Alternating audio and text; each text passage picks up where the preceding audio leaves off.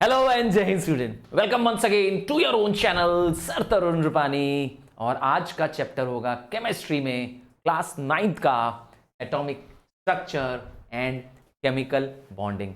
हाँ, ये एक चैप्टर है, हाँ दो नहीं है, एक चैप्टर है, बट इसमें दो टॉपिक्स कवर की गई है। पहले हम जानेंगे एटम के बारे में, उनके सब एटॉमिक पार्टिकल्स के बारे में, और फिर बाद में जानेंगे केमिकल बॉन्डिंग के बारे में। तो चलिए पूरा चैप्टर देखते हैं as per the latest syllabus. तो एटम, हाँ एटम हमने खोजा, हम इंडियन ने, पर नाम तो हमारा इंडिया का आता ही नहीं है कहीं पर। हाँ, महर्षि कन्नड़ ने, जो कि हमारे देश के एक महान ज्ञानी, यस, महर्षि कन्नड़ ने परमाणु शब्द का इन्वेंशन किया। परम दैट मीन्स अल्टीमेट, परम मतलब अल्टीमेट और अणु मतलब पार्टिकल। तो सबसे अल्टीमेट पार्टिकल, जब एक पार्टिकल को ब्रेक करना शुरू किया तो एक समय ऐसा आया कि जब वो पार्टिकल ब्रेक होना ही, डिवाइड होना ही, फर्दर स्प्लिट होना ही बंद हो गया, उस पार्टिकल का नाम दिया गया परमाणु, परम अणु। जी, एटम। जानते हैं ये सब कब हुआ? हाँ, ये सब 6th सेंचुरी BC की बात है, जब हमारे महर्षि कन्नड़ ने दिया और हमने आज इसका नाम कर दिया एटम। हम लोग, यस, हम स्पेशली कह सकते हैं कि जो फॉरेन में जो साइंटिस्ट हुए, जो इंडिया के बाहर साइंटिस्ट हुए, उनमें से हाँ डेमोक्रिटस ने इसी परमाणु को एटम नाम दिया, क्योंकि उन्होंने एक लैटिन वर्ड, एक ग्रीक वर्ड एटमॉस, हाँ इस वर्ड से इस शब्द को बनाया, जिसका मतलब था जो और न डिवाइड हो सके, जो फर्दर क्या हो, डिवाइड, स्प्लिट, टूट ना सके। तो इसका मतलब है कि हमारे भारत के ही साइंटिस्ट ने एटम शब्द को जन्म दिया, पहला इन्वेंशन था हमारे पास 6th सेंचुरी BC में। और डेमोक्रिटस ने तो लगभग 460 से लेके 370 BC के दौरान किया, मतलब काफी बाद में, बहुत बाद में। और उसके बाद आए जॉन डेल्टन जी। हाँ, जॉन डेल्टन ने पहली एटॉमिक एक थ्योरी, यस, जिसको हम कह सकते हैं एटॉमिक साइंटिफिक थ्योरी बनाई, जो कि स्ट्रक्चर ऑफ एटम को बताने वाली थी। इन्होंने एक पोस्टुलेट बनाया, नाम रखा डेल्टन एटॉमिक थ्योरी।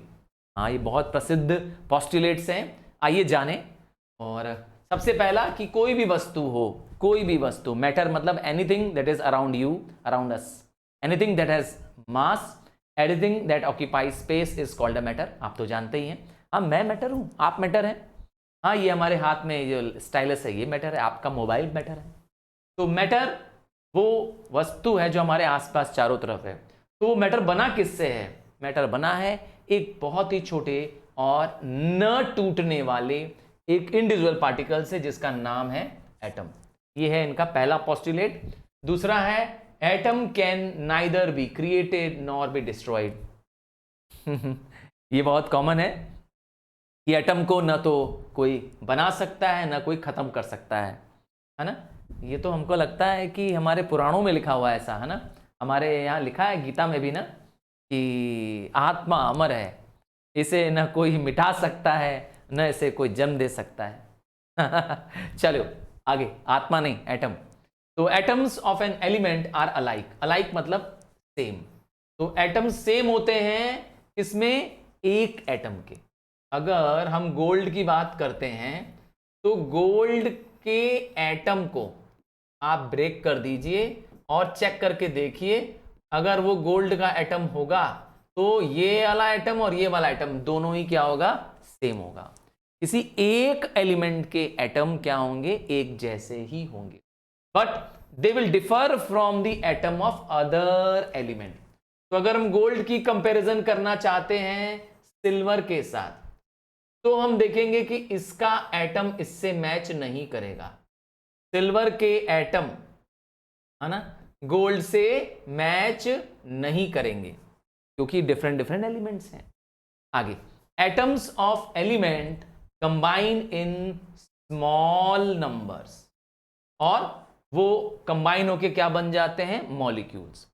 जैसे ऑक्सीजन, ऑक्सीजन के एक एटम से कंबाइन कर जाता है और बन जाता है एक मॉलिक्यूल ऑफ ऑक्सीजन। हम इसे O2 के नाम से कहते हैं।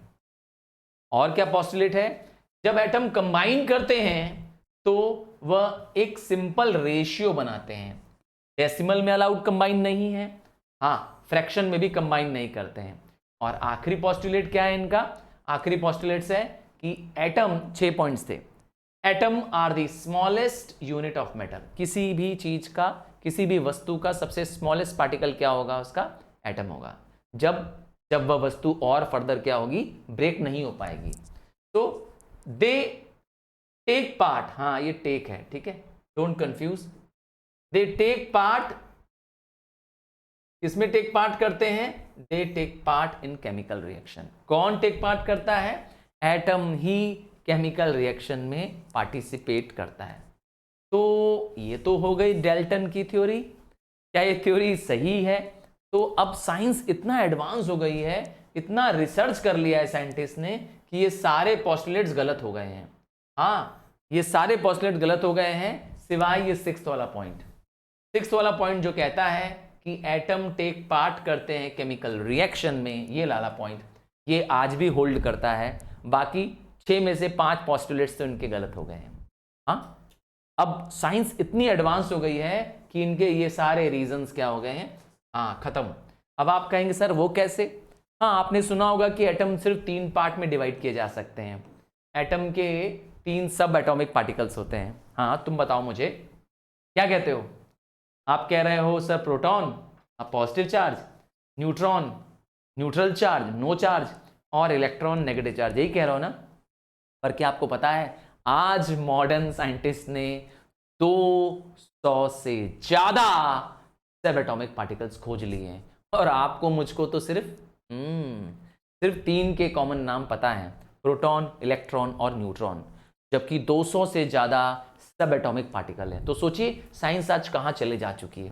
तो इसीलिए वो सारे यस डाल्टन जी की सारी थ्योरी अब किसी काम की नहीं रही। आइए एलिमेंट के बारे में जाने। हाँ क्या आपके आसपास कहीं आयरन है? हाँ हो सकता है, लोहे की पर्दे की रॉड हो सकती है, आपके दरवाजे लोहे के हो सकते हैं, आपके पास मेटल की की हो सकती है। तो मेटल एक तरह का एलिमेंट है। और क्या आपने कोल देखा है, कार्बन देखा है, पेंसिल की लीड देखी है, अपने पेंसिल की लीड है ना, नॉन मेटल। तो ये दोनों ही क्या है, एलिमेंट्स हैं। तो एलिमेंट होता क्या है अब? तो एलिमेंट एक प्योर सब्सटेंस होता है जिसको आप फर्दर नहीं कर सकते और डिकम्पोज नहीं कर सकते, क्योंकि वो खुद ही प्योर है। अब मैं किसी एटम को तोड़ूंगा भी तो वो क्या रहेगा, वो वही वस्तु रहेगी, कोई नई चीज नहीं बनेगी। लिखा है ना, it can not be decompose into nor formed from simple substances by physical और केमिकल मेथड्स। इसका मतलब है वो और नए सिंपल सब्सटेंस में ब्रेक नहीं होंगे, इसीलिए उनको कहते हैं एलिमेंट। एग्जाम्पल फिर से आ जाते हैं और फिर से बात करते हैं गोल्ड की। चलो एग्जाम्पल देता हूं, तुम्हारे पास है गोल्ड की, चलो फिंगर है, फिंगर रिंग है, अंगूठी है, ठीक है, गोल्ड की क्या आपके पास रिंग है। चलो करते क्या है, इस रिंग को हैमर कर देते हैं, क्या होगा?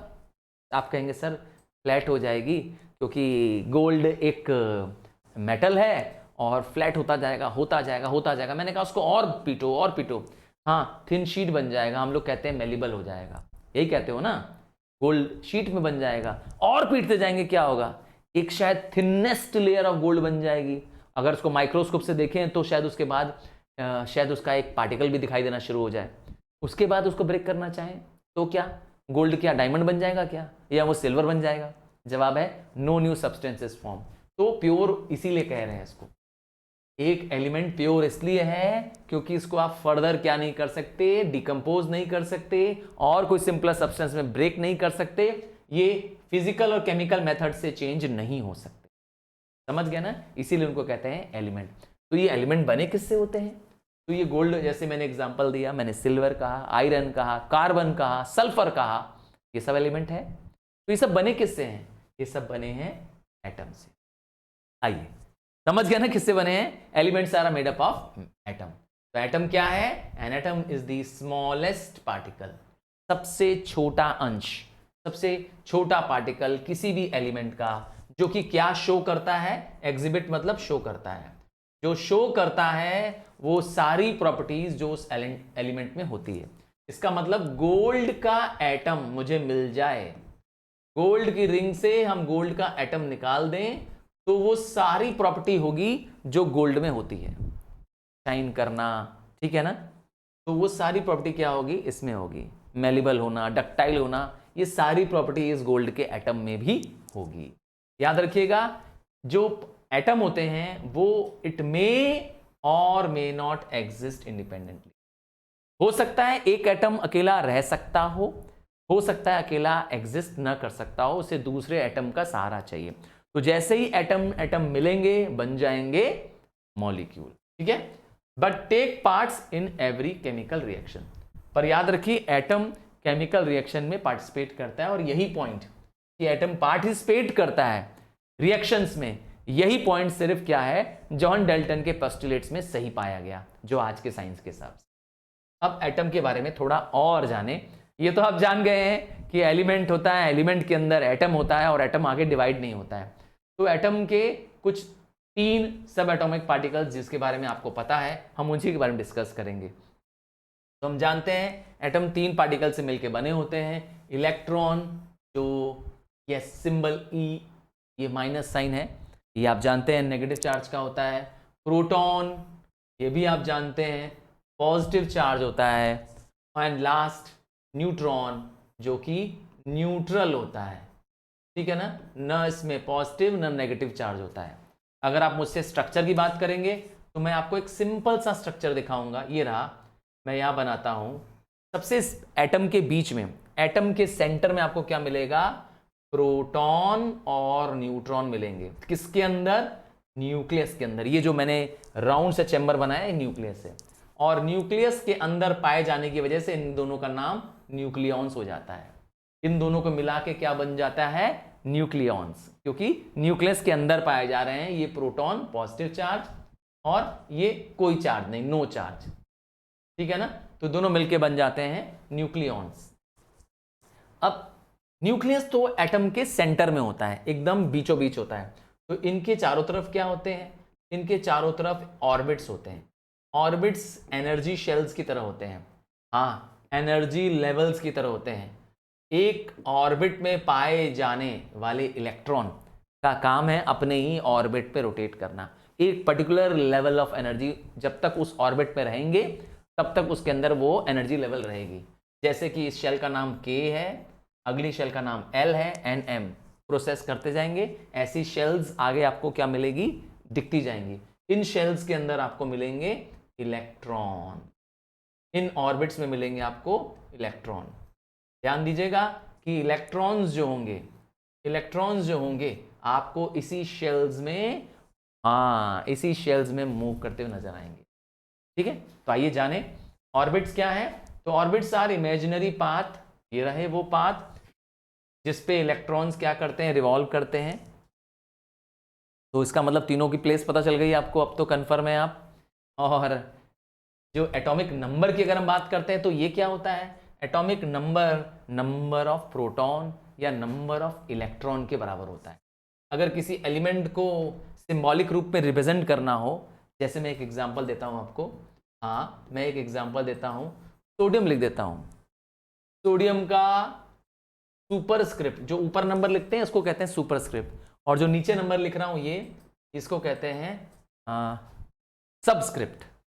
तो अर्थात जो ऊपर नंबर लिखा है ये, इसको कहते हैं हम लोग मास नंबर। क्या कहते हैं इसको? Mass number. और जो नीचे लिखा है ये वाला नंबर, इसे कहते हैं हम लोग एटॉमिक नंबर। तो एटॉमिक नंबर ही जिसकी हम चर्चा कर रहे हैं, यही होता है प्रोटॉन के बराबर, यही होता है इलेक्ट्रॉन के बराबर, और यही होता है पॉजिटिव चार्ज के बराबर। क्या चीज? पॉजिटिव चार्ज, क्योंकि न्यूक्लियस के पास होता है पॉजिटिव चार्ज। तो एटॉमिक नंबर अगर 11 है तो इसका मतलब इसमें प्रोटॉन भी 11 है, इलेक्ट्रॉन भी 11 है। क्या आप मुझे बता सकते हैं कि इसका न्यूट्रॉन कितना होगा? हाँ, थोड़ा सा दिमाग पे जोर लगाइए। थोड़ा सोचिए कि क्या हम इसमें से न्यूट्रॉन निकाल सकते हैं। हाँ, निकाल सकते हैं। तो मैं जानता हूं मेरे राइजिंग स्टार्स, क्लास 9th के बैच का मैंने नाम रखा हुआ है राइजिंग स्टार, और मैं आपके लिए डेडिकेटेड लेसन वीडियोस ला रहा हूं, नोट्स ला रहा हूं। ये सारे नोट्स लेसन वीडियोस आपको डिस्क्रिप्शन में दिए टेलीग्राम चैनल है हमारा, उस पर ज्वाइन कर सकते हैं, या व्हाट्सअप भी कभी कभी हम लोग यूज़ करते हैं, आप उसको भी ज्वाइन कर सकते हैं। आप ही के नाम से है, राइजिंग स्टार के नाम से है, हर कुछ यहाँ पर आपके लिए अवेलेबल है जी। हर एक नोट्स, हर एक लेसन वीडियोस आपके लिए अवेलेबल है। तो चलिए, मुझे वेट रहेगा आपके कमेंट्स का। कमेंट में बताइए, क्या बताएंगे? What is the number of neutrons? आपको बताना है न्यूट्रॉन्स कितने होंगे इस सोडियम में, ठीक है। तो कोई भी एलिमेंट को ऐसे रिप्रेजेंट किया जा सकता है जिसमें आप सुपरस्क्रिप्ट अर्थात ऊपर दिए नंबर को मास नंबर पहचानेंगे, और सबस्क्रिप्ट अर्थात नीचे दिए नंबर को एटॉमिक नंबर से पहचान लेंगे। आइए अब आते हैं, हमारे पास एक टॉपिक है distribution of electrons in orbits using the Bohr Bury model. ये दो साइंटिस्ट के नाम हैं, बोर एंड बरी, ठीक है। इन्होंने क्या किया, इलेक्ट्रॉन्स को डिस्ट्रीब्यूट करने के कुछ रूल्स बताए, कुछ फॉर्मूले बताए। हाँ, आपको याद नहीं करना है, मैं इसको आपको याद किए बिना ही यूज करना सिखाने जा रहा हूं। तैयार है? चलिए, तो सिर्फ समझना है, याद नहीं करना है, क्योंकि ये पूछा नहीं जाएगा। दिस रूल्स कि किस तरह से इलेक्ट्रॉनिक शेल्स बनाई जाती है ये नहीं पूछा जाता है, ठीक है। इट इज नेवर आस्क्ड, पर ये आपको आना चाहिए, क्योंकि आप जब ये जानेंगे तभी आप क्या कर पाएंगे, डायग्राम बना पाएंगे। आइए, मैंने आपके लिए एक नोट का पेज खोल दिया है और इस पेज में आपको दिखाने जा रहा हूं, अज्यूम करके एक दिखाने जा रहा हूं। मैंने अभी दिखाया आपको सोडियम के बारे में कि सोडियम का मास नंबर है 23, एटॉमिक नंबर है 11, है ना, ये डिस्कस किया। तो सोडियम के बारे में आपको क्या पता चल गया, प्रोटॉन पता चल गया, इलेक्ट्रॉन पता चल गया, और एटॉमिक नंबर तो है ही, ठीक है। ये तीनों आपको पता चल गए इसके। आइए, मैं आपको इसके न्यूट्रॉन को भी बता देता हूं। इसका न्यूट्रॉन होगा 12। चलो, जिसने 12 बताया था उसको जवाब मिल चुका होगा। तो न्यूट्रॉन कैसे आया? तो ये mass number minus atomic number से आ गया, ठीक है।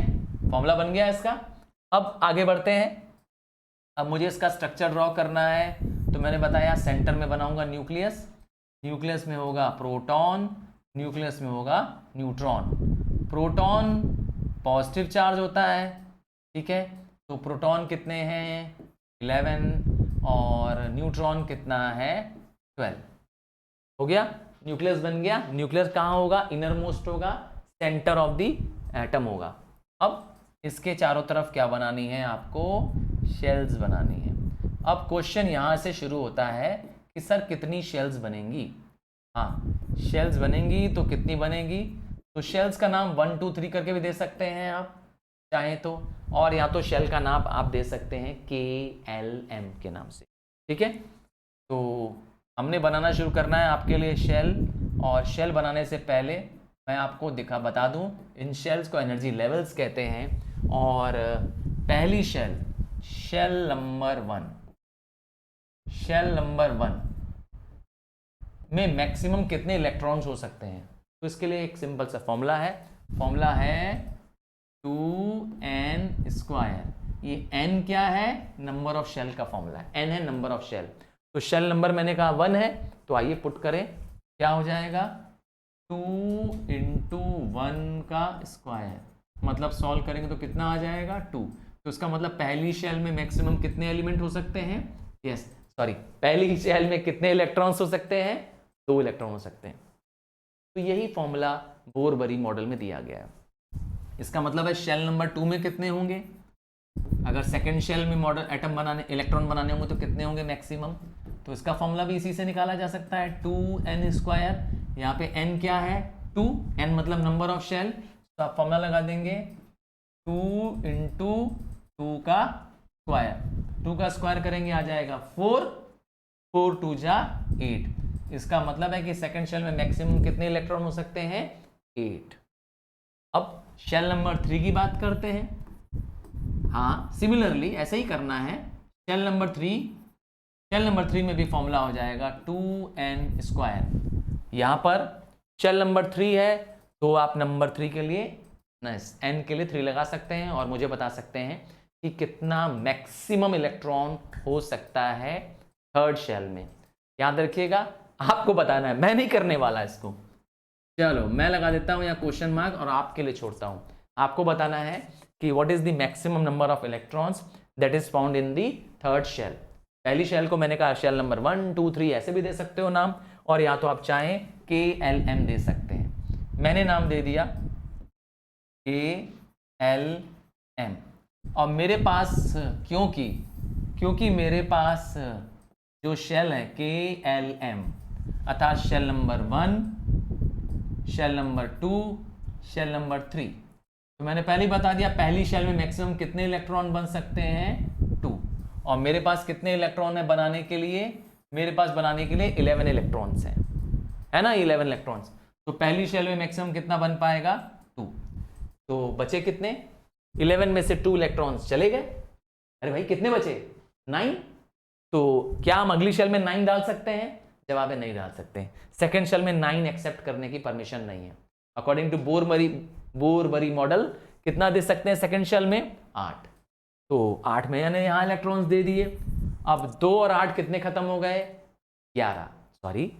10, तो 2 और 8 10 हो गए। अब आपके पास कितने बचे, अब आपके पास बचे 1 इलेक्ट्रॉन। तो ये रहा आपका 3 शेल। ये हो गया स्ट्रक्चर। क्या हम नंबर ऑफ इलेक्ट्रॉन्स कम बना सकते हैं? हाँ कम बना सकते हैं, ठीक है। उस शेल की मैक्सिमम कैपेसिटी ये बताता है, मिनिमम आपको डिसाइड करना है। जब वो शेल पूरी फिल होगी तभी आगे शेल बढ़ेंगे, अर्थात जब तक के शेल पूरी फिल नहीं होगी तब तक आप एल शेल में नहीं जाएंगे, और जब तक एल शेल पूरी कंप्लीट नहीं होगी तब तक आप एम शेल पे नहीं जाएंगे। क्लियर है? तो आइए स्ट्रक्चर बना देते हैं। स्ट्रक्चर बनाते समय ये ध्यान देना है कि अपोजिट में रखना है इसको। कहाँ रखना है? अपोजिट। पहली शेल में 2 बना दिया, दूसरी शेल बनाने जा रहा हूँ तो दूसरी शेल में बना दूंगा 8 इलेक्ट्रॉन, ठीक है। कोशिश यही करूंगा कि जब भी इलेक्ट्रॉन ड्रॉ करूं तो अपोजिट ड्रॉ करूं, ठीक है। आइए आपने अब देख लिया दूसरी शेल में 8 हो गया, लास्ट शेल में बनाता हूं 1 इलेक्ट्रॉन। तो आप देखेंगे आपका ये हो गया इलेक्ट्रॉनिक शेल डायग्राम, ठीक है। इसे हम कहते हैं इलेक्ट्रॉनिक शेल डायग्राम। और ये जो लिखा हम लोग ने 281, ये क्या है हमारी इलेक्ट्रॉनिक कॉन्फ़िगरेशन है। यही है आपको रूल्स ऑफ इलेक्ट्रॉनिक कॉन्फ़िगरेशन। चलिए आगे बढ़ जाते हैं। सिमिलरली आपको क्या करना है, ऐसे ही सारे एलिमेंट्स कब तक कहां तक करना है, फर्स्ट 20 एलिमेंट्स पीरियोडिक टेबल के अप टू कैल्शियम तक आपको करने हैं। आपको ये एटॉमिक नंबर मास नंबर आने चाहिए कहां तक, कैल्शियम तक। सर ऐसा क्यों? अरे भाई सिलेबस में है तुम्हारे, पहले 20 एलिमेंट्स तुम्हारे सिलेबस में है, इसीलिए पहले 20 एलिमेंट्स को कर लो। क्लियर है? आइए आगे बढ़ जाते हैं और आपको बताते हैं वैलेंस इलेक्ट्रॉन। हाँ वैलेंस इलेक्ट्रॉन, जो इलेक्ट्रॉन सबसे आउटर मोस्ट शेल, सबसे आखिरी शेल में जो बचेगा उसे कहेंगे क्या, वैलेंस इलेक्ट्रॉन, ठीक है। और उस शेल को क्या बोलेंगे, वैलेंस शेल। अभी हमारे केस में बचा था, ठीक है ना। क्या मैंने बोला, जो सबसे बाहर, जो शेल सबसे बाहर बनी होगी उसी का नाम होगा वैलेंस शेल, और जो इलेक्ट्रॉन्स उसके अंदर पाए जाते हैं उस इलेक्ट्रॉन्स को बोलेंगे वैलेंस इलेक्ट्रॉन। फिर से देखना चाहते हो? हाँ भाई एक बार और दिखा देता हूं, फिर से दिखा देता हूं। देखना चाहते हो उसी डायग्राम को ना? चलो भाई उसको डायग्राम को पहले दिखा देते हैं तुमको। तो मेरी इसमें वैलेंस शेल कौन सी है, शेल नंबर 3 जो है मेरी वो वैलेंस शेल है। आप ध्यान से देखिए, शेल नंबर 3 ये मेरे लिए है वैलेंस शेल। ये जो इलेक्ट्रॉन 1 दिख रहा है ये मेरा है वैलेंस इलेक्ट्रॉन। क्या है? Valence electron. और ये शेल नंबर 3 जिसका नाम M है या शेल 3 है, ये मेरी आउटर मोस्ट शेल है। क्लियर है? आउटर मोस्ट शेल सबसे आखिरी शेल। आइए वापस चलता हूं और क्विकली अब आगे बढ़ते हैं। तो वैलेंस शेल में वैलेंस इलेक्ट्रॉन होते हैं और केमिकल प्रॉपर्टीज इसी वैलेंस इलेक्ट्रॉन पर डिपेंड करती है। ध्यान दीजिएगा मेरी बात को, इस पर डिपेंड करती है इस वैलेंस इलेक्ट्रॉन। वैलेंस इलेक्ट्रॉन ही वो इलेक्ट्रॉन होता है जो आगे जाके क्या करता है, केमिकल रिएक्शंस में टेक पार्ट करता है। इसीलिए इसको जानना बहुत जरूरी है। एक बेसिक रूल बता देता हूं, अगर लास्ट शेल में, लास्ट शेल वैलेंस शेल में अगर 1 इलेक्ट्रॉन बचा, 2 बचा या 3 बचा, इनमें से कोई भी बचा तो समझ जाना कि वो मेटल ही होगा। इसको हम लोग इलेक्ट्रोपॉजिटिव भी बोलते हैं। ठीक से सुन लीजिए, इसको क्या बोलते हैं? इलेक्ट्रोपॉजिटिव भी बोलते हैं। सर ये इलेक्ट्रोपॉजिटिव क्यों बोलते हैं? क्योंकि ये जिनके लास्ट शेल में 1, 2 या 3 बचते हैं, ये लोग इलेक्ट्रॉन्स अपने लूज कर देते हैं, इसीलिए इनको बोलते हैं इलेक्ट्रोपॉजिटिव। और क्योंकि ये इलेक्ट्रॉन लूज करते हैं, इलेक्ट्रॉन होता है नेगेटिव चार्ज। सोचिए आपके पास है बहुत सारे इलेक्ट्रॉन, तुम्हारे पास है इलेक्ट्रॉन, इलेक्ट्रॉन याद होगा नेगेटिव चार्ज पार्टिकल होते हैं। तो अगर तुम्हारे इलेक्ट्रॉन्स कोई ले लेता है, अर्थात आप लूज कर जाते हो, तो तुम क्या बचोगे? पॉजिटिव। तो इसीलिए इनको कहते हैं positive, electropositive. They become positive charge, और ये जब ये पॉजिटिव चार्ज बन जाते हैं तो इनका नाम कहलाता है कैटायंस, और कैटायंस मेटल बनते हैं। एक्सेप्शन है इसमें, जैसे हाइड्रोजन का एक एक्सेप्शन है। आप जानते ही हैं हाइड्रोजन की पहली शेल भी इनकम्प्लीट रह जाती है। H में सिर्फ क्या होता है? H+, एक ही इलेक्ट्रॉन है। पहली शेल भी जो जिसमें 2 इलेक्ट्रॉन होना चाहिए वो भी कंप्लीट नहीं करता है। उसी तरह से हीलियम है, उसकी पहली शेल में ही क्या होते हैं? 2 इलेक्ट्रॉन होते हैं, और उसके पास मैक्सिमम इलेक्ट्रॉन भी 2 ही है। पहली शेल ही कंप्लीट है, वो एक इनर्ट गैस है। समझ गए ना? तो एक्सेप्शंस हैं इसमें, बट मैंने बताया कि अगर इलेक्ट्रॉन्स क्या हो लास्ट शेल में 1, 2 या 3 पाए जाएंगे तो आप समझ जाइएगा कि वो मेटल्स हैं। और याद रखिएगा मेटल्स अच्छे रिड्यूसिंग एजेंट्स होते हैं। क्या चीज? Reducing agents. अब ये क्या होते हैं? जो ऑक्सीजन एब्जॉर्ब कर सके उन्हें कहते हैं हम रिड्यूसिंग एजेंट। जो ऑक्सीजन एब्जॉर्ब कर सके, हाइड्रोजन ऐड कर सके। ठीक है, आइए कुछ और प्रॉपर्टीज जाने। जिसके लास्ट शेल में अगर 4 इलेक्ट्रॉन हुआ तो, 5 हो गया तो, 6 हो गया तो, 7 हो गया तो, तो ये समझ जाना कि वो है नॉन मेटल। ठीक है, इसका मतलब है इनकी लास्ट शेल में, लास्ट शेल अभी भी इनकम्प्लीट है। लास्ट शेल ऑक्टेट होना चाहिए। क्या? ऑक्टेट। ऑक्टेट मतलब होता है 8। ठीक है, ये भी एक रूल है, बोरबरी मॉडल का रूल है। तो इनको क्या करना पड़ता है? अपने आप को ऑक्टेट बनाने के लिए गेन करना पड़ता है। ये 4 इलेक्ट्रॉन गेन कर लेता है, ये 3 इलेक्ट्रॉन गेन कर लेता है, सिमिलरली ये 2 इलेक्ट्रॉन, एंड लास्ट में ये 1 इलेक्ट्रॉन गेन कर लेता है।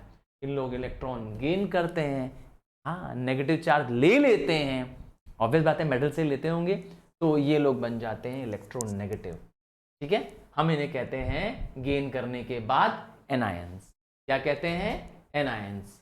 एनायन, ये आयन वर्ड आ क्यों रहा है? तो मैंने बताया ना, चार्ज पार्टिकल्स को कहते हैं आयंस। जब तक चार्ज नहीं होगा, ठीक है, तब तक आप उनको आयंस नहीं बोलेंगे। वैसे मैं बता दूं, all atoms are electrically neutral, क्योंकि जितने उसमें प्रोटॉन होते हैं उतना ही उसमें इलेक्ट्रॉन होता है, जब तक कि वो लोग क्या ना कर दें, यस, लूज या गेन ना कर दें। इलेक्ट्रॉन लूज करेंगे इलेक्ट्रोपॉजिटिव बन जाएंगे, इलेक्ट्रॉन गेन कर लेंगे इलेक्ट्रोनेगेटिव बन जाएंगे। चलो आगे बढ़े। तो elements which with the valence shells having 8, जिनकी लास्ट शेल ऑक्टेट बन चुकी है, 8 बन चुकी है ना, वो क्या करेंगे? कुछ नहीं करेंगे, उनको कुछ करने की जरूरत नहीं है, क्योंकि वो स्टेबल कॉन्फ़िगरेशन अचीव कर चुके हैं। क्या? स्टेबल कॉन्फ़िगरेशन अचीव कर चुके हैं, स्टेबिलिटी आ गई है उनके अंदर, स्थिरता आ गई है। जबकि हीलियम मैंने बताया था कि इसकी पहली शेल ही क्या होती है, 2 इलेक्ट्रॉन्स होते हैं, और उसके बाद इसकी शेल डन, कंप्लीट। तो ये लोग क्या करते हैं? ना तो गेन करते हैं ना तो लूज इलेक्ट्रॉन करते हैं। ये लोग इनर्ट होते हैं, इनएक्टिव होते हैं, इसीलिए इनर्ट गैसेस के नाम से जाना जाता है, या नोबल गैसेस के नाम से जाना जाता है। आपने हीलियम, आर्गन, जेनन, क्रिप्टन जरूर नाम सुना होगा। ये सारे क्या हैं? ये सारे ही इनर्ट या नोबल गैसेस। तो अब आगे, तो वैलेंसी से क्या पता चला? अब इसका मतलब, तो वैलेंसी ही उसकी कंबाइन करने की, यस, लूज या गेन करने के लिए आपको क्या करना पड़ेगा? कंबाइन करना पड़ेगा। कंबाइनिंग कैपेसिटी बताता है। और जिसकी आपको वैलेंसी पता चल गई, ध्यान सुनिएगा मेरी बात को, जिसकी आपको वैलेंसी पता चल गई, तो एक तरह से आपको पता चल गया कि कितने नंबर ऑफ इलेक्ट्रॉन्स हैं जो रिएक्शन में पार्टिसिपेट कर रहे हैं। और मैंने शुरू में बताया था कि जॉन डाल्टन ने बताया था, हाँ डाल्टन थ्योरी याद है, स्टार्टिंग में हम लोगों ने पढ़ा था आज, कि जॉन डाल्टन ने कहा था 6 पॉइंट में कि एटम क्या करते हैं, पार्टिसिपेट करते हैं केमिकल रिएक्शन में। तो कितने इलेक्ट्रॉन उसमें से क्या करते हैं, रिएक्शन में पार्टिसिपेट कर रहे हैं, वही है आपके वैलेंसी। आखिरी के इलेक्ट्रॉन, लास्ट शेल के इलेक्ट्रॉन्स ही पार्टिसिपेट करते हैं, वही आपकी वैलेंसी बन। तो अब क्वेश्चन फिर से वापस सही है कि सर सारे एलिमेंट्स रिएक्टिव होते हैं क्या? क्या सारे एलिमेंट्स? तो मैंने कहा हाँ, यूजुअली सारे एलिमेंट्स रिएक्टिव होते हैं, कुछ को छोड़कर। तो जो एलिमेंट्स नोबल गैसेस बन जाते हैं, अर्थात जिनकी लास्ट शेल कंप्लीट हो जाती है, तो उनको छोड़ दो। तो नोबल गैसेस को छोड़ दो, क्योंकि उनके पास क्या होता है, 8 इलेक्ट्रॉन लास्ट शेल में होते हैं, उनकी आउटर मोस्ट शेल कंप्लीट होती है, नतीजा वो बन जाते हैं क्या, ऑक्टेट। ऑक्टेट का मतलब है 8। तो 8 इलेक्ट्रॉन्स हो गए, ना तो वो गेन कर पाएंगे ना तो लूज कर पाएंगे, क्योंकि वो स्टेबिलिटी में आ जाएंगे। और इसी केमिकल रिएक्टिविटी किस पे डिपेंड करती है, number of electrons in the valence shell. तो वैलेंस शेल अगर खाली है, वैलेंस शेल अगर इनकम्प्लीट है, तो वो गेन और लूज तो करेंगे। तो मैंने बताया वैलेंस शेल ही इसीलिए सबसे ज्यादा इंपॉर्टेंट है, वैलेंस शेल ही डिसाइड करेगी उनका फॉर्मेशन ऑफ मॉलिक्यूल। एक एग्जांपल से समझाऊं, आओ एक एग्जांपल से देखते हैं। बात करते हैं कैल्शियम की। कैल्शियम की वैलेंसी है 2+। कैल्शियम मेटल है, कैसे पता चला सर? क्योंकि प्लस साइन लिखा है, मैंने बताया था इलेक्ट्रोपॉजिटिव होता है। दूसरा लेता हूं मैं ऑक्सीजन। ऑक्सीजन की वैलेंसी है 2-। चलो दोनों को जोड़ सकते हैं क्या? हाँ जरूर जोड़ सकते हैं।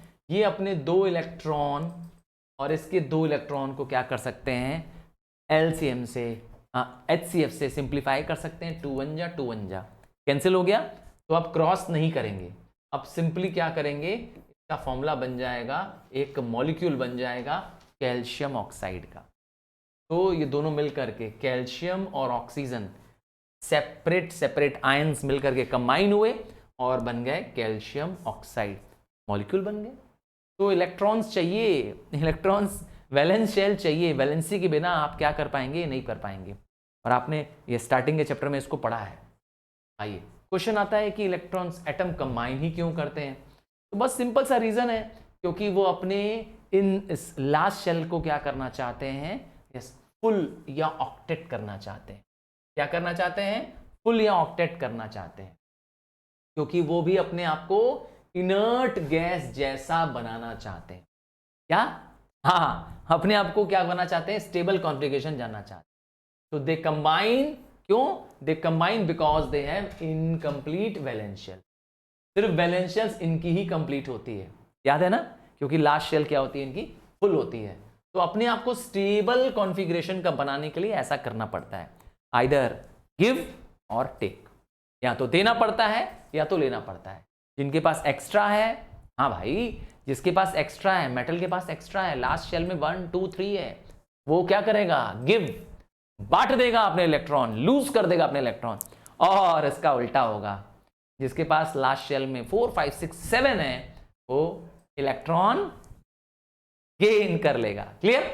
तो नंबर ऑफ इलेक्ट्रॉन्स गेन्ड और लॉस्ट और इवन शेयर्ड, तीनों टर्म अलाउड है। इनको ही हम कंबाइनिंग कैपेसिटी, जितने हम इलेक्ट्रॉन गेन लूज करते हैं, ये मेरी वैलेंसी है, कंबाइनिंग कैपेसिटी। और बॉन्ड भी ऐसा ही बनता है। क्या सही सुन रहे हैं आप? केमिकल बॉन्ड की अगर मुझसे पूछेंगे डेफिनेशन, तो इसी से बनी है। तो chemical bond is defined as the force of attraction. क्या? 2 अलग अलग एलिमेंट्स के बीच में जो अट्रैक्शन हो रहा है, हाँ, वो उन्हें एक सिंगल यूनिट की तरह बिहेव करने में मदद करता है, एक सिंगल मॉलिक्यूल बनाता है। हम इसे कहते हैं बॉन्ड। हाँ, जेम्स बॉन्ड नहीं, केमिकल बॉन्ड। हाँ, बेसिकली 2 तरह के केमिकल बॉन्ड हम पढ़ेंगे अभी आपके चैप्टर में, यस आगे डिटेल में इसके बारे में है। पहला बॉन्ड पढ़ेंगे हम लोग इलेक्ट्रोवैलेंट बॉन्ड, जिससे हम आयनिक बॉन्ड के नाम से भी जानते हैं। हाँ, इलेक्ट्रोवैलेंट बॉन्ड। दूसरा नाम बता दिया मैंने, आयनिक बॉन्ड। ये जो बॉन्ड होता है ये मेटल और नॉन मेटल के बीच में होता है हमेशा। और दूसरा बॉन्ड पढ़ेंगे मॉलिक्यूलर बॉन्ड या कोवैलेंट बॉन्ड। ये जो कोवैलेंट बॉन्ड होता है ये दो नॉन मेटल के बीच में बनता है। इसको बनाने के लिए फोर्स ऑफ अट्रैक्शन किन के बीच में चाहिए? दो नॉन मेटल के बीच में, ठीक है ना, दोनों नॉन मेटल होंगे। आइए आइसोटोप्स के बारे में जानें।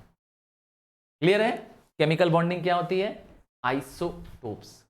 कुछ ऐसे भी एलिमेंट्स होते हैं जो कुछ विशेष होते हैं और उससे हट के होते हैं। ये होते तो सेम एलिमेंट हैं, ध्यान से सुनिएगा, ये होते तो सेम एलिमेंट हैं, पर क्या होता है, दो या दो से अधिक एटम जिनका एलिमेंट तो सेम होता है बट क्या होता है, इनके प्रोटॉन भी सेम होते हैं। तो डिफरेंट क्या होता है? डिफरेंट होता है इनका नंबर ऑफ न्यूट्रॉन। हाँ, एग्जाम्पल लिख रहा हूं, ये देख के बताना है आपको। सर ये क्या लिख रहे हैं आप? अरे भाई देखो तो, ये तो हाइड्रोजन है, H लिखा है सर, और इसका एटॉमिक नंबर जिसको हम प्रोटॉन बोलते हैं, हाँ इसका प्रोटॉन या एटॉमिक नंबर तो 11111 है सर, है ना। एटॉमिक नंबर तो सबका सेम है ना, सबका एटॉमिक नंबर आप देख रहे हैं 11111। पर ये जो ऊपर लिखा होता है इसको हम लोग मास नंबर कहते हैं, तो इसका मास नंबर तो सर हर बार अलग अलग है। अरे यही तो मैं भी कह रहा हूँ कि जिसमें क्या हो, मास नंबर डिफरेंट हो, न्यूट्रॉन जिसकी वजह से डिफरेंट हो जाएगा, ठीक है ना। इन्हीं को एलिमेंट सेम है, सब तीनों ही हाइड्रोजन है, ध्यान से देखो, हाइड्रोजन हाइड्रोजन हाइड्रोजन, तो एलिमेंट सेम है, एलिमेंट सेम है, एटॉमिक नंबर सेम है, पर मास नंबर डिफरेंट है। ऐसे को कहते हैं आइसोटोप। क्लियर? आओ डेफिनेशन देखें। तो आइसोटोप्स में be defined as atoms of same element, अर्थात एलिमेंट तो देख लो आप सेम है तीनों में, hydrogen hydrogen hydrogen, having same atomic number. आपने ये भी देखा कि इसका एटॉमिक नंबर भी सेम है 11111, बट डिफरेंट मास नंबर। सबके मास नंबर क्या है? अलग है, और इस मास नंबर अलग होने की वजह से इनका न्यूट्रॉन भी डिफरेंट होगा, क्योंकि न्यूट्रॉन कैसे आएगा? इस मास नंबर में से एटॉमिक नंबर को माइनस करके आएगा। तो इसका मतलब इसमें कोई न्यूट्रॉन नहीं है, इसमें एक न्यूट्रॉन है, इसमें दो न्यूट्रॉन है कि नहीं है? और इन सबके तीनों के नाम भी अलग अलग हैं। हाँ, मैं तीनों के नाम बताने वाला हूं। तो पहले का नाम है प्रोटियम, दूसरे का नाम है ड्यूट्रियम, और तीसरे का नाम है ट्राइटियम। अरे सारे नाम में ही सारा काम हो गया। प्रोटियम में एक सिंगल एलिमेंट है, ठीक है, और सॉरी एक सिंगल क्या है? मास नंबर है, जबकि ड्यूट्रियम में मास नंबर 2 हो गया है, और ट्राइटियम में क्या हो गया? 3। नाम में सब छुपा है। तो इस तरीके से आपने हाइड्रोजन के 3 आइसोटोप्स देख लिए। क्या सिर्फ हाइड्रोजन में आइसोटोप्स होते हैं? नहीं नहीं, बहुत सारे एलिमेंट्स में हो सकते हैं। कार्बन में जैसे हो सकते हैं, कार्बन में भी 3 आइसोटोप्स होते हैं, कार्बन में भी 3 आइसोटोप्स होते हैं, carbon 12, carbon 13 and last but not the least carbon 14। आप देखेंगे सब में एटॉमिक नंबर 66666 है, ठीक है, बट सबका मास नंबर अलग अलग है। सिमिलरली क्लोरीन के भी 2 हैं। हाँ, सिमिलरली क्लोरीन के 2 हैं। पहला है क्लोरीन 35, दूसरा है क्लोरीन 37। तो 2 या 2 से अधिक एलिमेंट सेम है, एलिमेंट सेम है, मास नंबर बार बार अलग हो जा रहे हैं। तो क्या पता चलता है इन आइसोटोप से? क्या हम जान पाते हैं इन आइसोटोप्स को पढ़ करके? तो आइसोटोप्स बताते हैं कि इन सब की केमिकल प्रॉपर्टीज एक जैसी होगी। सर आपको कैसे मालूम इनकी केमिकल प्रॉपर्टीज एक जैसी होगी? तो केमिकल प्रॉपर्टीज इसलिए एक होगी क्योंकि तीनों में वैलेंसी सेम होगी। हाँ, तीनों की वैलेंसी सेम होगी क्योंकि तीनों का एटॉमिक नंबर सेम होगा। याद है ना कि एटॉमिक नंबर सेम होता है, तो इसके लिए, और वैलेंसी पे डिपेंड करती है केमिकल प्रॉपर्टी, याद है ना। तो तीनों की वैलेंसी सेम, इसीलिए केमिकल प्रॉपर्टी सेम। और आइसोटोप्स का फिजिकल रूप अलग हो सकता है उसकी डेंसिटी, बॉइलिंग पॉइंट अलग हो, पर केमिकली तीनों क्या होंगे? सेम होंगे। एक ऐसे भी आइसोटोप्स होते हैं जो अपने आप क्या कर सकते हैं? अपने को डिके कर लेते हैं, डिसइंटीग्रेट कर सकते हैं, अपने आप में से ही अल्फा, बीटा, गामा रेडिएशंस छोड़ सकते हैं। ऐसे भी आइसोटोप्स होते हैं। हाँ, ऐसे भी आइसोटोप्स होते हैं। आपने यूरेनियम का नाम सुना होगा, सुना है? यूरेनियम, थोरियम, प्लूटोनियम, हाँ, ये रेडियो एक्टिव मटीरियल है, ये अपने आप ही क्या करते हैं, अपने आप को डिके करते रहते हैं, ब्रेक डाउन करते रहते हैं और अल्फा बीटा गामा रेडिएशन छोड़ते हैं। तो ऐसे spontaneous decay of unstable isotopes को हम लोग कहते हैं रेडियो एक्टिविटी। ऐसा होने को कहते हैं हम लोग रेडियो एक्टिविटी होना। क्या क्या निकलता है, अल्फा बीटा और गामा रेडिएशन, ठीक है ना। गामा रेडिएशंस कहीं डेविएट नहीं करती हैं, अल्फा और बीटा डेविएट कर जाती, ये है रेडियो एक्टिविटी। आइए, ऐसे आइसोटोप्स को रेडियो आइसोटोप्स भी कहते हैं। चलिए कुछ यूजेस ऑफ आइसोटोप्स के बारे में बताएं, जैसे कि कोबाल्ट। कोबाल्ट एक रेडियोथेरेपी में, हाँ, जिनको कैंसर टाइप की डिजीज होती है ना, उसको चेक करने में काम आता है, उनके ट्रीटमेंट में काम आता है। और कार्बन 14 किसके काम आता है, अभी हमने पढ़ा था कार्बन में 3 आइसोटोप्स पढ़े थे ना, कार्बन 12, 13, 14। ये जो कार्बन 14 वाला कार्बन है, ये एज बताता है। अच्छा, आपको कैसे पता चला कि डायनासोर 650 मिलियन ईयर पहले रहते थे? क्या डायनासोर ने तुम्हें, आपको बताया? किसने बताया तुम्हें कि मैमोथ पाए जाते थे 4 लाख ईयर पहले? मैमोथ नाम सुना है ना? तो किसने बताया? मैमोथ ने आगे बताया? नहीं, कार्बन डेटिंग से हमें उनके बारे में पता चला, उनकी एज के बारे में पता चला। सच में कार्बन 14 नाम के कार्बन से पता चल पाया। और यूरेनियम की बात करें, यूरेनियम के भी आइसोटोप्स क्या करते हैं, न्यूक्लियर फ्यूल के रूप में काम आते हैं।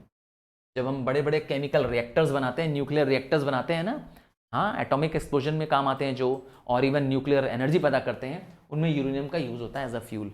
बहुत हाई एनर्जी देने वाला फ्यूल है।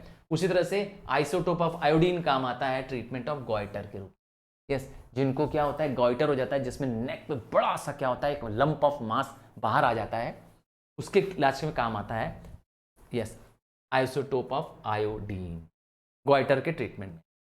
अब आता है आइसोटोप, तो सर हम समझ गए हैं। क्या सर आइसोबार नाम की भी कोई चीज होती है? हाँ, होती है। थोड़ा सा उसमें और इसमें अंतर है। इसमें एलिमेंट, पहली बात है, 2 अलग अलग होंगे। क्या होंगे? 2 अलग अलग होंगे। देखो एग्जाम्पल देखते हैं, एक है आर्गन, एक है कैल्शियम। तो पहली चीज तो एलिमेंट 2 अलग अलग हैं। इस बार दोनों का मास नंबर सेम है। चेंज कर दिया मैंने ना, इस बार दोनों का क्या है, मास नंबर सेम है। देखिए 40 इसका भी मास नंबर है, 40 इसका भी मास नंबर है, पर इसका एटॉमिक नंबर अलग अलग है। आपने देखा, एटॉमिक नंबर इस बार क्या है, अलग है। इसी को कहते हैं हम लोग आइसोटोप्स। नहीं, आइसोबार्स, ठीक है। इन दोनों को कहेंगे हम लोग आइसोबार्स। आइसोबार्स में क्या होते हैं, एटम्स अलग अलग एलिमेंट के हैं। पहली चीज है, दोनों एलिमेंट अलग है। आर्गन एक अलग एलिमेंट है, कैल्शियम एक अलग एलिमेंट है। दोनों का क्या सेम है, मास नंबर सेम है, बस इनका एटॉमिक नंबर डिफरेंट है। इसका मतलब ये फिजिकली भी एक दूसरे से एकदम अलग है और केमिकली भी दूसरे से एकदम ही अलग है। देखिए ये एक इनर्ट गैस है आर्गन, जबकि कैल्शियम तो एक मेटल है। तो फिजिकली केमिकली एकदम अलग अलग है। आइए स्टार्ट करते हैं अब बॉन्डिंग। हाँ, मैंने बताया था केमिकल बॉन्ड बनेगा। मेटल और नॉन मेटल के बीच में बनने वाला जो बॉन्ड होता है, जिसमें एक लूज करता है, कौन लूज करता है, मेटल, और एक गेन करता है। एक इलेक्ट्रॉन को लूज करता है और एक इलेक्ट्रॉन को गेन करता है। जो गेन करता है वो हमेशा नॉन मेटल होता है, ध्यान दीजिएगा। तो इन दोनों के बीच में बनता है बॉन्ड, नाम है इलेक्ट्रोवैलेंट बॉन्ड या आयनिक बॉन्ड, क्योंकि इसमें आयन्स मौजूद होते हैं। क्या? आयन्स मौजूद होते हैं, इसीलिए इसका नाम है इलेक्ट्रोवैलेंट बॉन्ड। एक एग्जांपल से बताऊं, चलो मैं तुम्हें एग्जांपल से बताता हूं कि एक दिन क्या हुआ। हाँ, तुम्हारे पास बता रहा हूं कि तुम टिफिन ले आए और टिफिन में तुमने क्या लिया, पूड़ियाँ ले आई तुमने टिफिन में। हाँ, तुम टिफिन में पूड़ी लेके गए स्कूल में, और तुम्हारा दोस्त जो है वो आलू लेके आ गया। अब तुमसे सादी पूड़ियाँ नहीं खाई जा रही हैं, ठीक है? क्या? तुमसे सादी पूड़ियाँ नहीं खाई जा रही हैं, और तुम्हारा पेट भी आज ठीक नहीं है, खराब है। तुमने क्या किया, अपनी पूड़ियाँ, क्योंकि पेट ठीक नहीं था, उठा करके पूरी पूड़ियाँ किसको दे दी? अपने दोस्त को, जो सिर्फ आलू लेके आया था। हाँ, तले हुए आलू लेके आया था, मम्मी ने उसको फ्राइड आलू दे दिया था आज। क्या कहते हो?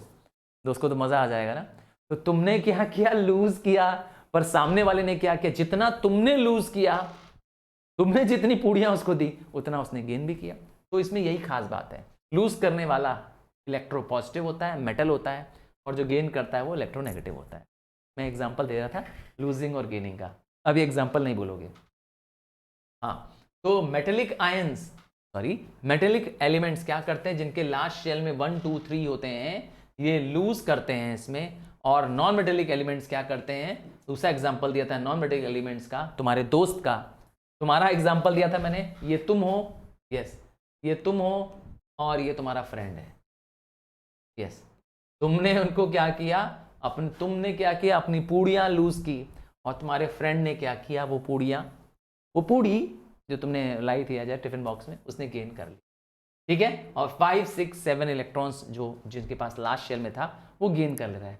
ऐसे ही बॉन्ड को हम लोग कहते हैं इलेक्ट्रोवैलेंट बॉन्ड। ध्यान रखोगे। अब ध्यान देने लायक बात और भी इसमें कीवर्ड है, इसमें ट्रांसफर ऑफ इलेक्ट्रॉन होता है, गेन और लूज ऑफ इलेक्ट्रॉन होता है, शेयरिंग नहीं होती। कीवर्ड पकड़ लो, शेयरिंग नहीं होती है, ध्यान देना है आपको, ठीक है। आइए, तो एन आयन क्या होता है, what is an ion? An ion is a charge particle formed due to the gain or loss of the electron. Electron को छोड़ोगे या इलेक्ट्रॉन को पाओगे तो बन जाओगे आयन, ठीक है। और बॉन्ड का नाम क्या बताया मैंने, इलेक्ट्रोवैलेंट या आयनिक बॉन्ड। कैसा बॉन्ड है, फिर से बताता हूं, ये केमिकल बॉन्ड है जो बनता है ट्रांसफर ऑफ इलेक्ट्रॉन, कीवर्ड है ट्रांसफर ऑफ इलेक्ट्रॉन्स, अर्थात इलेक्ट्रॉन्स का एक प्लेस से दूसरे प्लेस में जाना, मेटल से नॉन मेटल की तरफ जाना, from one atom to another, ठीक है। और इसीलिए इसका नाम है इलेक्ट्रोवैलेंट बॉन्ड। और इलेक्ट्रोवैलेंट बॉन्ड मेटल और नॉन मेटल के बीच में ही बनता है, जैसे मैंने एग्जांपल दिया कैल्शियम ऑक्साइड, कैल्शियम मेटल है, ऑक्सीजन नॉन मेटल है। दूसरा एग्जांपल देखोगे सोडियम क्लोराइड, अरे भाई घर का नमक जो तुम रोज खा रहे हो, पता है कि नहीं, घर में जो तुम नमक खा रहे हो वो यही खा रहे हो, सोडियम क्लोराइड, सोडियम है मेटल और क्लोरीन है नॉन मेटल। तो आपके आसपास बहुत सारा इलेक्ट्रोवैलेंट वस्तुएं हैं। अभी जो इलेक्ट्रोवैलेंट बॉन्ड्स होते हैं जिनको हम आयनिक बॉन्ड्स कहते हैं, ये एक स्टेबल बॉन्ड होता है। बहुत सिंपल सा रीजन है, क्योंकि इसमें ट्रांसफर होता है आयंस का, इनमें अट्रैक्शन जो होता है वो क्या होता है, रिपल्सिव फोर्स का होता है, क्योंकि एक पॉजिटिव होता है तो एक नेगेटिव होता है। तो सोचिए पॉजिटिव नेगेटिव के बीच में क्या होगा, strong electrostatic force of attraction होगा। ध्यान से सुना मेरी बात, क्या होगा, स्ट्रॉन्ग, कीवर्ड याद कर लो, क्या होगा, दोनों के पास अपोजिट चार्ज है, एक के पास जो कि मेटल है, मैंने बताया था हमेशा इलेक्ट्रोपॉजिटिव होता है, दूसरा मैंने बताया नॉन मेटल है, हमेशा इलेक्ट्रोनेगेटिव होता है। तो दोनों के बीच में अपोजिट चार्जेस हैं, और आप जानते हैं अनलाइक चार्जेस हमेशा अट्रैक्ट करते हैं। और क्या नाम है अट्रैक्शन का, इलेक्ट्रो फोर्स ऑफ, जिसकी वजह से इनका बॉन्ड स्ट्रांग होता है। इसका मतलब है अगर आप चाहते हैं कि घर का जो नमक है ना तुम्हारे घर में नमक, इसको हम ब्रेक करना चाहते हैं, हम चाहते हैं कि इसका सोडियम अलग हो जाए और क्लोरीन अलग हो जाए। मैंने कहा बड़ा आसान तरीका है, आग में चला दो उसको, रख दो आग में और भस्म कर दो उसको, क्या होगा, सोडियम अलग क्लोरीन अलग हो जाएगा? नहीं नहीं नहीं, फिजिकली तो उसको पॉसिबल ही नहीं है आपको ब्रेक कर पाना, सेपरेट कर पाना, क्योंकि इनके बीच में बहुत स्ट्रॉन्ग बॉन्ड है। बताया ना क्या है ये लोग केमिकली बहुत स्टेबल है। आइए मैं आपको एक एग्जांपल घर के नमक से, कुछ 3 एग्जांपल से आपको समझाना चाहूँगा कि किस तरीके से ये बने हैं। सबसे पहला इलेक्ट्रोवैलेंट कंपाउंड है घर का नमक, आपका प्यारा नमक सोडियम क्लोराइड। आइए दोनों के, सबसे पहले याद रखिएगा किसी भी इलेक्ट्रॉनिक कॉन्फ़िगरेशन को जानने से पहले, उसका शेल डायग्राम जानने से पहले आपको उसके एटॉमिक कॉन्फ़िगरेशन पता होने चाहिए। तो कॉन्फ़िगरेशन ऑफ सोडियम, अभी हमने थोड़ी देर पहले डिस्कस किया था आपसे, सोडियम का कॉन्फ़िगरेशन है 281। कैसे आया था 281, याद होगा आपको, सोडियम के पास है मास नंबर 23 और सोडियम का एटॉमिक नंबर है 11, इससे आया। क्लोरीन, क्लोरीन का है मास नंबर 35 और एटॉमिक नंबर है 17। तो क्लोरीन का भी मिल गया, आपको मिल गया लास्ट शेल में कितने इलेक्ट्रॉन्स हैं 1, तो इसका मतलब है ये मेटल है, आपने बता दिया मुझे। लास्ट शेल को वैलेंस शेल कहते हैं, वैलेंस शेल में 1 2 3 होता था तो मेटल होता था। उसके लास्ट शेल में देखिए, क्लोरीन के लास्ट शेल में देखिए, उधर लास्ट शेल में कितना है 7 है, नॉन मेटल है। तो मैंने बताया था मेटल नॉन मेटल के बीच में जब बॉन्ड बनेगा तो इलेक्ट्रोवैलेंट बॉन्ड बनेगा। आइए अब देखिए सोडियम को देखते हैं, यहाँ रहा, ये रहा सोडियम एटम, क्या कर रहा है, एक इलेक्ट्रॉन लूज कर रहा है। देखिए बन जा रहा है सोडियम आयन, और ये पॉजिटिव आयन क्यों बन रहा है, क्योंकि अपने इलेक्ट्रॉन को लूज कर रहा है। इसके जो लास्ट शेल में जो 1 इलेक्ट्रॉन है ये वाला, ये अपना लूज कर जाएगा, ये ठीक है ना। यहाँ पे वो क्या कर रहा है, लूज कर रहा है, मेटल है, क्या बन जाएगा लूज करके, मैंने बताया कैटायन बन जाएगा। सोडियम क्या बन जाएगा, कैटायन बन जाएगा, पॉजिटिव बन जाएगा। जबकि क्लोरीन को देखिए, यहाँ पे प्लस लिखा है, प्लस क्या बता रहा है, गेन कर रहा है। देखिए +1 इलेक्ट्रॉन, तो जो ये इलेक्ट्रॉन लूज कर रहा है वो यहाँ पर क्या कर रहा है, गेन कर रहा है। और क्योंकि ये गेन कर रहा है इलेक्ट्रॉन, तो ये क्या करेगा, नेगेटिव चार्ज बन जाएगा, नाम हो जाएगा एनायन। देखिए क्लोरीन के ऊपर साइन क्या लगी है, माइनस साइन लगी, ठीक है ना।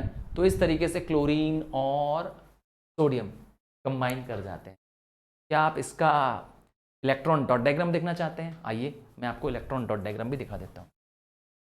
अगर इलेक्ट्रॉन डॉट डायग्राम की बात करें तो Na, ये रहा सिंगल डॉट, क्या रिप्रेजेंट करता है सिंगल डॉट, वैलेंस शेल में लास्ट शेल में कितने इलेक्ट्रॉन होते हैं वो रिप्रेजेंट करता है। प्लस Cl के लास्ट शेल में, हाँ लास्ट शेल में 7, कलर चेंज कर दूं क्या, हाँ इसका कलर चेंज कर देता हूँ, हाँ क्लोरीन का कलर चेंज करता हूँ, इसका रेड बना दिया ना, इसका कलर ले लेता हूँ ब्लैक। चलो क्लोरीन के पास लास्ट शेल में 7 इलेक्ट्रॉन्स हैं, दिखाया था ना ये 7 बनाऊंगा, 1 2 3 4 5 6 और ये यहाँ बना दिया, चलो 7 ऊपर छोड़ दिया जगह। अब दोनों को क्या करना है, मुझे मिलाना है। बहुत सिंपल है, ये यहाँ से उठ के अगर यहाँ चला जाए तो काम हो जाएगा। आओ मिला देते हैं। क्या बनाना है इन दोनों को मिला करके, इन दोनों को मिला करके बनाना है NaCl। कलर चेंज कर दूं फिर से, हाँ कलर चेंज कर देता हूँ। तो ये क्या बन गया, क्लोरीन का खुद का अपना, और ये रहा क्लोरीन में 8 कंप्लीट। देखिए क्लोरीन कंप्लीट हो गया, यहाँ पर 8 हो गया कि नहीं हो गया। क्या किया, सोडियम ने अपना एक इलेक्ट्रॉन लूज कर दिया। समझ गए किस तरीके से सोडियम क्लोराइड बना, इलेक्ट्रॉन डॉट डायग्राम की मदद से। आइए अब दूसरा एग्जांपल देते हैं। ये दूसरा एग्जांपल जो हम देखेंगे वो मैग्नीशियम क्लोराइड का देखेंगे।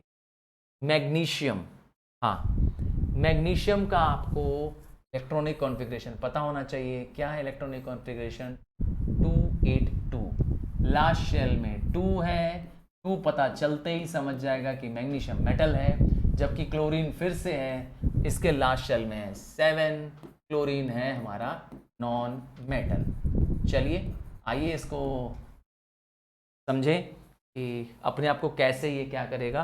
तो मैग्नीशियम के पास लास्ट शेल में कितने इलेक्ट्रॉन्स एक्स्ट्रा हैं, 2 इलेक्ट्रॉन एक्स्ट्रा है। तो ये 2 इलेक्ट्रॉन क्या करेगा, लूज करेगा। देखिए माइनस करके दिखा रहा है, माइनस क्या इंडिकेट करता है कि ये इलेक्ट्रॉन लूज कर रहा है। तो मैंने कहा था मेटल्स हमेशा क्या करते हैं, लूज करते हैं। लूज करेंगे तो क्या बन जाएंगे, लूज करेंगे तो बन जाएंगे कैटायन। देखिए आपने ध्यान दिया, मैग्नीशियम में 2+ आ गया ऊपर, क्यों, 2 इलेक्ट्रॉन लूज किया, 2+ चार्ज लग गया, ठीक है। और सिमिलरली इसमें +2 इलेक्ट्रॉन दिख रहा है, प्लस मतलब क्या बता रहा है, गेन कर रहा है।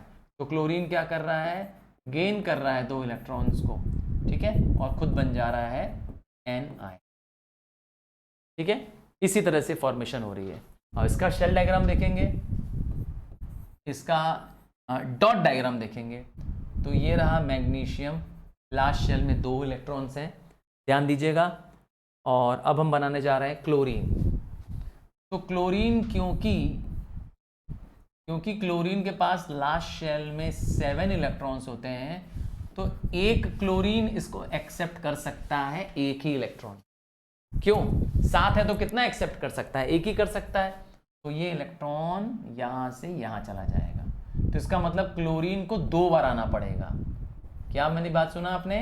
क्लोरीन को 2 बार आना पड़ेगा। क्या करने के लिए? मैग्नीशियम के दोनों इलेक्ट्रॉन्स को लेने के लिए। एक बार में काम नहीं चलेगा, ठीक है ना? ये रहा, देखिए क्लोरीन के 7 है, मैंने 4 ब्लैक सर्कल बनाए हैं, यहाँ भी 7 बना दिए ब्लैक, क्योंकि लास्ट शेल में 7 है, यहाँ हम लोग जान चुके हैं, है ना? लास्ट शेल में 7, और एक यहां से इलेक्ट्रॉन एक्सेप्ट कर लिया, एक यहां कर लिया, बन गया स्ट्रक्चर। सिंपल है। हाँ, बहुत दिमाग मत लगाओ, सिर्फ क्या याद करना है आपको? पहले 20 एटम, पहले 20 एलिमेंट का, एटम नहीं, पहले 20 एलिमेंट का क्या करना है आपको? पूरा मास नंबर आना चाहिए, एटॉमिक नंबर आना चाहिए। एक और देख लेते हैं, लास्ट और देख लेते हैं, नाम है कैल्शियम ऑक्साइड। अगेन कैल्शियम की लास्ट शेल देखिए, लास्ट शेल दिख रही है 2, तो सिमिलरली ये भी क्या है? मेटल है। ऑक्सीजन की लास्ट शेल देखिए 6 लिखा है, तो नॉन मेटल है। तो मेटल और नॉन मेटल क्या करेगा आगे? कैल्शियम 2 इलेक्ट्रॉन लूज कर रहा है, कैल्शियम बन जा रहा है cation, positive charge ion. Oxygen क्या करता है? 2 इलेक्ट्रॉन गेन कर रहा है, देख लीजिए बन जाएगा एनायन। यहां पर क्या होगा इसका डॉट डायग्राम? तो आइए देख लें। कैल्शियम की लास्ट शेल में है 2 इलेक्ट्रॉन, मैंने बनाया 2 इलेक्ट्रॉन। ऑक्सीजन की बारी आ रही है, ऑक्सीजन की लास्ट शेल में है 6 इलेक्ट्रॉन। हो गया 6 इलेक्ट्रॉन। बहुत आसानी से ये दोनों इलेक्ट्रॉन्स यहाँ पर क्या हो सकते हैं? ऐड हो सकते हैं। तो आपका स्ट्रक्चर बन जाएगा कुछ इस तरीके से, CaO, और ये रहा O का स्ट्रक्चर। बन गया O का स्ट्रक्चर। हाँ, बचा सिर्फ 2 ये, ध्यान से देखिए। तो आपके पास O कंप्लीट हो गया, 8 आ गए O के पास। 6 पहले से इलेक्ट्रॉन्स थे, 2 इलेक्ट्रॉन कैल्शियम के भी आ गए। अब ऑक्सीजन को 2 बार क्यों नहीं आना पड़ा? क्योंकि ऑक्सीजन के पास वैसे ही 2 इलेक्ट्रॉन्स की कमी है। क्लोरीन वाले डायग्राम में क्लोरीन को 2 बार आना पड़ गया था, याद है ना, मैग्नीशियम वाले केस में। तो इस तरीके से आपने समझ लिया इलेक्ट्रोवैलेंट बॉन्ड क्या होते हैं, इसका स्ट्रक्चर क्या होता है। आइए अब आपको ले चलते हैं अगले बॉन्ड की तरफ, नाम है कोवैलेंट बॉन्ड। कोवैलेंट बॉन्ड को मॉलिक्यूलर बॉन्ड भी कहते हैं, और ये बॉन्ड शेयरिंग की वजह से होता है। ध्यान दीजिए, कीवर्ड शेयरिंग वर्ड है। क्या होता है? शेयरिंग की वजह से होता है, शेयरिंग ऑफ इलेक्ट्रॉन्स की वजह से। आइए फिर से एक एग्जांपल देता हूं। आज आप टिफिन में लाए हैं पूड़ियाँ, याद होगा अभी बताया था तुमको, और तुम्हारा दोस्त लाया है आलू, और तुमको लगी है बहुत जोर से भूख, पर सादी पूड़ियाँ अच्छी नहीं लग रही हैं। और वही चीज़ तुम्हारे फ्रेंड का भी हाल है, हाँ, जिसने आज आलू लाया है, जो फ्राइड आलू लेके आया है। तो सादा आलू उसको भी मज़ा नहीं आ रहा है, और दोनों हेल्दी हैं, दोनों का मूड है कि आओ यार मिल करके क्या करते हैं, टिफ़िन बीच में ले आते हैं। तू अपना टिफ़िन पूड़ी वाला और मैं अपना टिफ़िन आलू वाला, दोनों साथ में ले आते हैं। तेरे आलू मैं और मेरी पूड़ी तू, दोनों मिलके शेयर करेंगे। मैंने टिफ़िन दिया नहीं तुमको पूरा, तुम्हारा टिफ़िन लिया भी नहीं पूरा, बल्कि तुम मेरे पूड़ी एंजॉय करो, मैं तुम्हारा आलू एंजॉय करूंगा। कैसी रही? यस, ऐसे ही बॉन्ड को कहते हैं। अब तो याद रहेगा, हाँ, इस एग्जांपल को तो नहीं भूलोगे। तो रिसेस में, है ना, अब जब खा रहे होगे रिसेस में, तो मेरे इस एग्जांपल को याद रखना। हाँ, जब स्कूल का रिसेस होता है, अरे इतना सोचने का मौका ही नहीं मिलता है, दनादन टिफिन खा जाते हैं हम लोग, है ना। चल, तो कोवैलेंट बॉन्ड को याद रखना। तो कोवैलेंट बॉन्ड में क्या हो रहा होता है? शेयरिंग हो रही होती है। तो एक शेयरिंग आप मेरे लिए और भी कर सकते हो। हाँ, अपने सारे फ्रेंड्स क्लासमेट्स को क्या कर सकते हो? मेरे लेसन वीडियोस को शेयर कर सकते हो, मुझे हेल्प कर सकते हो कि मैं आप जैसे और ढेर सारे लवली राइजिंग स्टार्स, हाँ, 9th के ICSE स्टूडेंट्स जो है मेरे, वो राइजिंग स्टार्स हैं, उनको मैं हेल्प कर पाऊँ। हाँ, आपके लिए मैंने ये ढेर सारे लेसन वीडियोस बनाने की कोशिश की है, और मेरा एक ही प्रयास है कि you people get the best. इससे अच्छा कंटेंट, इससे सिंपल लैंग्वेज में कंटेंट आपको कहीं ना मिल पाए, क्योंकि आपने ही बहुत प्यार से मुझे ये सपोर्ट किया। तो इसीलिए आपके लिए मैं ढेर सारे कंटेंट, ये सारे कह सकता हूँ नोट्स भी आपके लिए पास अवेलेबल हो जाएंगे। हाँ, टेलीग्राम चैनल ज्वाइन कर लो, मिल जाएंगे। तो कोवेलेंट बॉन्ड बनते हैं दो कंबाइनिंग एटम से। इन कंबाइनिंग एटम्स के बीच में म्यूचुअल शेयरिंग होती है। कीवर्ड क्या है? शेयरिंग, लूज और गेन नहीं, शेयरिंग होती है। और इसको हम लोग कहते हैं क्या? Covalent bond, molecular bond. और जो कंपाउंड बनता है उसे हम कहते हैं क्या? Covalent compound. बता दिया कोवेलेंट कंपाउंड किनके बीच में बनता है? Non metal plus non metal के बीच में बनता है। दोनों ही नॉन मेटल होने चाहिए। अब ये भी 3 टाइप के हो सकते हैं, सिंगल, डबल, ट्रिपल। हाँ, एग्जाम्पल, कोवेलेंट का एग्जाम्पल यहां ऊपर कह रहे थे। चलो कोवेलेंट का एग्जाम्पल बताता हूं। ये रहा वाटर मॉलिक्यूल, हाइड्रोजन भी नॉन मेटल है, ऑक्सीजन भी नॉन मेटल है।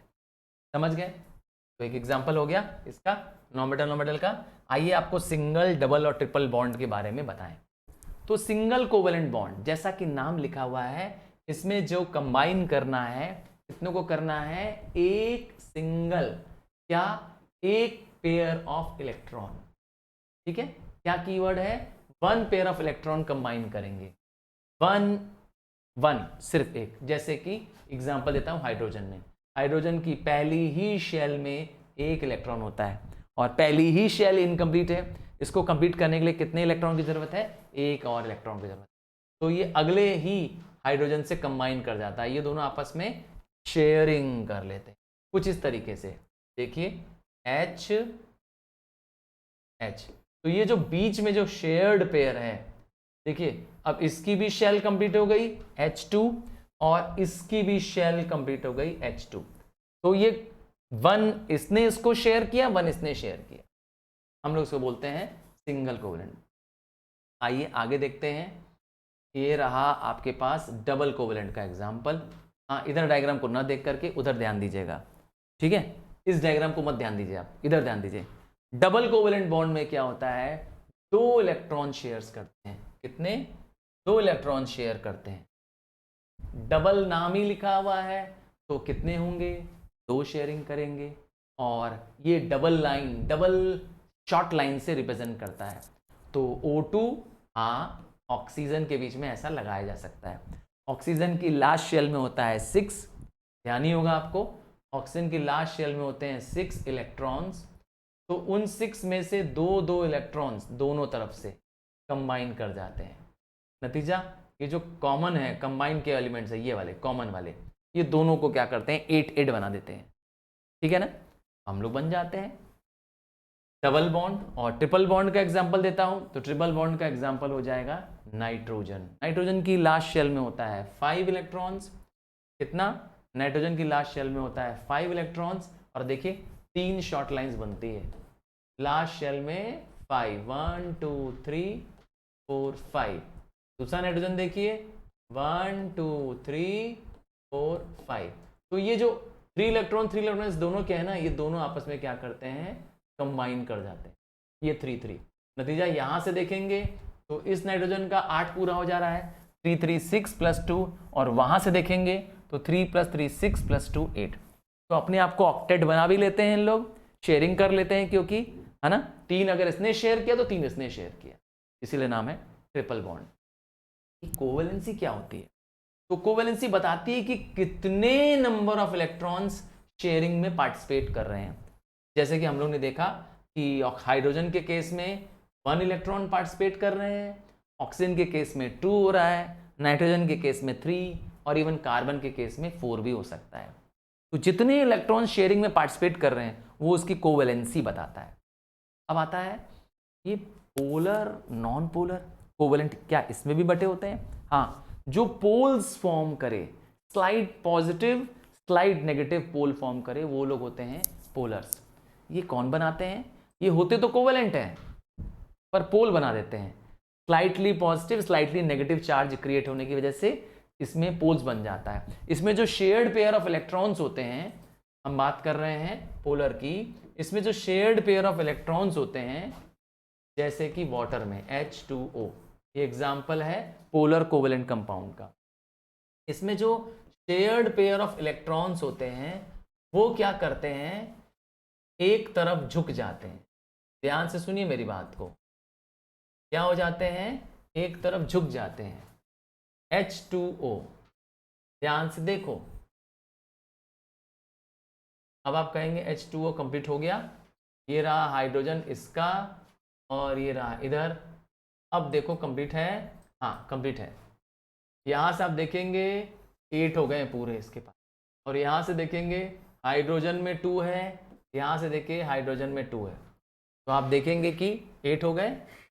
1 2 3 4 5 6 7 8, एक एक्स्ट्रा है, कर दें एक्स्ट्रा को लेट। हाँ लेट कर दें क्या इनको, कैसे हटाएं जी, हाँ हट गया, पूरा ही हट गया। अब हटा देते हैं, एक्स्ट्रा बनाया था ना, मिटाना पड़ेगा। अब सही है। तो कोवेलेंट कंपाउंड्स जब पोलर बन जाते हैं तो वो पोल्स क्रिएट कर डालते हैं, ठीक है। जबकि नॉन पोलर होते हैं तो उनमें जो शेयर्ड पेयर होते हैं वो दोनों तरफ इक्वली बैलेंस्ड होते हैं, ठीक है। आओ देखें, तो covalent bond is formed by the combining atoms having 4 और मोर इलेक्ट्रॉन्स, ठीक है। तो जो कोवेलेंट बॉन्ड पोलर होते हैं, ठीक है, क्या मैंने वर्ड बोला, पोलर होते हैं जब शेयर्ड पेयर, क्या कीवर्ड है, जो कॉमन पेयर है, shared pair are not at equal distance, दोनों के बराबर बीच में नहीं होते हैं। जैसे कि मैंने वाटर का एग्जांपल दिया, ठीक है ना, इसमें शेयर्ड पेयर जो होते हैं वो बीच में नहीं होते हैं। इसका एक और एग्जांपल हो सकता है HCl, हाइड्रोजन क्लोराइड। इसमें क्लोरीन के पास 7 इलेक्ट्रॉन्स हैं और हाइड्रोजन के पास सिर्फ 1 है, इसीलिए शेयर्ड पेयर इक्वली नहीं होंगे। और नॉन पोलर का एग्जांपल दे दूं, नॉन पोलर का एग्जांपल हो जाएगा H2 के मॉलिक्यूल या O2 के मॉलिक्यूल्स या नाइट्रोजन के मॉलिक्यूल्स, ये सब क्या हैं, पोलर हैं, नॉन पोलर हैं, क्योंकि इक्वली क्या होंगे, शेयर्ड पेयर दोनों तरफ होंगे। Shared pair of electrons, keyword क्या है, जो इलेक्ट्रॉन्स दोनों जगह पाए जा रहे हैं वो दोनों तरफ इक्वल डिस्टेंस पर मौजूद है। क्लियर है। आइए कुछ एग्जांपल दिखाऊं। हाइड्रोजन कैसे बना, देखिए, हाइड्रोजन जब तक कंबाइन नहीं हो रहा था, लास्ट शेल में 1 1 था, देखिए कंबाइन होने के बाद कॉमन हो गया। ये जो कॉमन पेयर है, शेयर्ड पेयर है, वो दोनों तरफ इक्वली है। ये इस वाले मॉलिक्यूल से इस वाले मॉलिक्यूल से सॉरी एटम से इक्वली डिस्टेंस पर है, तो इसीलिए मैंने कहा ये पोलर भी है, सॉरी नॉन पोलर भी है। क्या है, नॉन पोलर भी है और सिंगल कोवेलेंट बॉन्ड का अच्छा एग्जांपल भी। आइए और कुछ नॉन पोलर दिखा दूं। ये रहा ऑक्सीजन, ऑक्सीजन ये जब कंबाइन नहीं किया था, ऑक्सीजन के लास्ट शेल में देखिए 6 इलेक्ट्रॉन है, देख लीजिए काउंट कर लीजिए, यहाँ भी देखिए 6 इलेक्ट्रॉन है, ये दो क्या हो जाएंगे, कंबाइन हो जाएंगे। ये शेयर्ड पेयर क्या हो जाएंगे, कंबाइन हो जाएंगे। ये भी क्या है, एक नॉन पोलर बॉन्ड है, ठीक है ना। देखिए आप कॉमन पेयर हो गए 4, 2 2 4 और बाहर 4 हो गए। सिमिलरली नाइट्रोजन में लास्ट शेल में 5 इलेक्ट्रॉन्स हैं, आप देख पा रहे होंगे इलेक्ट्रॉन डॉट डायग्राम में। ये जब कंबाइन नहीं किया था और जब कंबाइन हो जाएंगे तो ये रहा 6 कॉमन हो गए, 6 शेयर्ड पेयर हो गए, 6 और 2 8। सिमिलरली 6 और 2 8, दोनों का क्या हो गया, शेल, और आपका चैप्टर कंप्लीट। तो इस तरीके से हमने पूरा चैप्टर, ये पूरा चैप्टर आपका फिनिश कर दिया है, और मुझे पूरा यकीन है कि मेरे राइजिंग स्टार्स ने इस पूरे चैप्टर को एक साथ 1 शॉट में ज़रूर देख लिया होगा। और एक रिक्वेस्ट करूंगा, प्लीज़ प्लीज़ प्लीज़ अपने फ्रेंड्स क्लासमेट्स को शेयर करना मत भूलना, क्योंकि आपके लिए कंटेंट बनाना, क्लास 9 के लिए कंटेंट बनाना मुश्किल है। मुश्किल इसलिए है क्योंकि क्लास 9 के सब्सक्राइबर्स हैं कम, के चाहने वाले हैं कम, और इसीलिए आपका मुझे चाहिए बहुत सारा दम। तो प्लीज़ अपना विश्वास, अपना प्यार बनाए रखिए। हम आपके लिए लेसन वीडियोस बनाते रहेंगे, आपकी रिक्वेस्ट पे ही बनाएंगे। तो love you and God bless you. Do not forget to share with your friends and classmates. Bye from now.